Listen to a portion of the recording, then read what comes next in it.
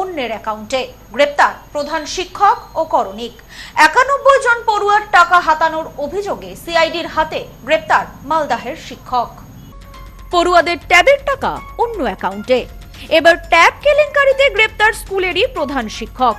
একজন দুজন নয়, বিদ্যালয়ের 91 জন পড়ুয়ার ট্যাবের টাকা চলে গিয়েছে অন্য অ্যাকাউন্টে।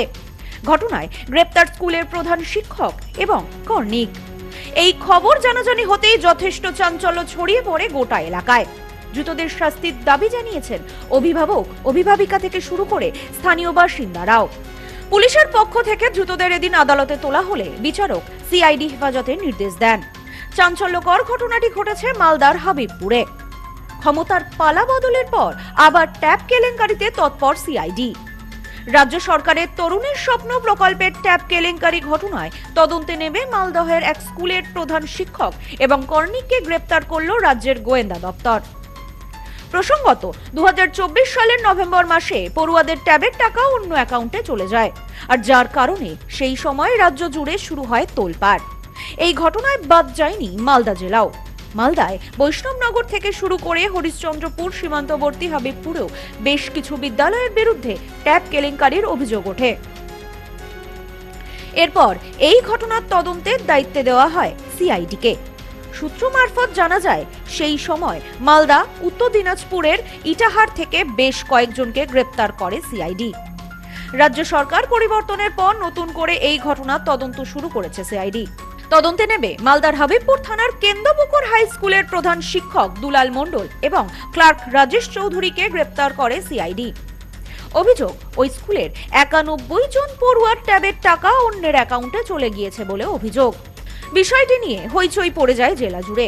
প্রধান শিক্ষকের বিরুদ্ধে থানায় অভিযোগ দায়ের করেন তৎকালীন জেলা বিদ্যালয় পরিদর্শক বাণীব্রত সাহা।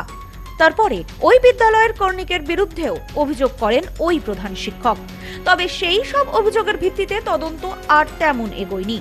সরকার পরিবর্তনের পর আবার সেই ট্যাব কাণ্ডে ধরপাকড় শুরু সিআইডির। এই ঘটনার তদন্ত শুরু হতেই ওই স্কুলের প্রধান শিক্ষক এবং কর্ণিককে গ্রেপ্তার করা হয়। ধৃতদের এদিন মালদা আদালতে তোলা হলে 5 দিনের সিআইডি হেফাজতের নির্দেশ দেয় আদালত। এই বিষয়ে সংবাদ মাধ্যমের মুখোমুখি হয়ে মালদা জেলা আদালতের সরকারি আইনজীবী দেবজ্যোতি পাল বলেন, পশ্চিমবঙ্গ সরকার তরুণের স্বপ্ন নামে একটি প্রকল্প চালু করে। এর মাধ্যমে স্কুলের পড়ুয়াদের ট্যাব দেওয়া হতো।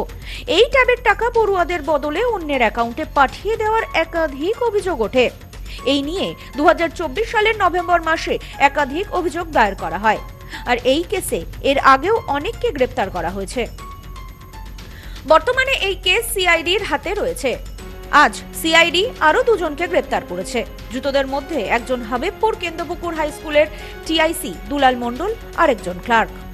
গভর্নমেন্ট যেটা তরুণের স্বপ্ন হিসেবে সেটা চালু করেছিল এবং বিভিন্ন জায়গায় বিভিন্ন স্কুলে যে ট্যাবগুলো যেটা দেবার ব্যাপার ছিল, এবং এই কেস স্টার্ট হয়েছিল 24 নভেম্বর। এই যে ট্যাব কেলেঙ্কারি অল ওভার ওয়েস্ট বেঙ্গল নিয়ে হয়েছিল, এবং এই কেসে বিগত সেভারেল অ্যাকিউজড অ্যারেস্ট হয়েছে। উত্তর দিনাজপুর থেকে হয়েছে, মালদা থেকে হয়েছে, এবং সেভারেল ডিস্ট্রিক্ট থেকে হয়েছে, এবং সাউথ বেঙ্গল থেকেও হয়েছে। এবং এই কেস বর্তমানে সিআইডি হ্যান্ডেল করছে। এবং আজকে এই কেসে প্রেজেন্ট ডেভেলপমেন্টের মধ্যে 2 জনকে আজকে অ্যারেস্ট করে নিয়ে আসা হয়েছে। তাদের মধ্যে একজন হচ্ছে দুলাল মণ্ডল, সে হচ্ছে teacher in charge of Habibpur Kendrapukur high school, এবং তার সঙ্গে একজন ক্লার্ককে অ্যারেস্ট করা হয়েছে।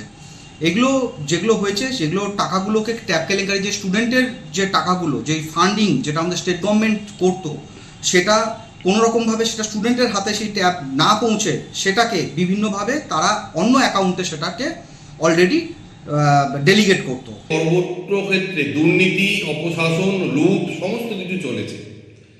আজকে ট্যাব কেলেঙ্কারিতে কেন্দ্রপুকুর থেকে প্রধান শিক্ষক এবং ক্লার্ককে গ্রেপ্তার করা হয়েছে।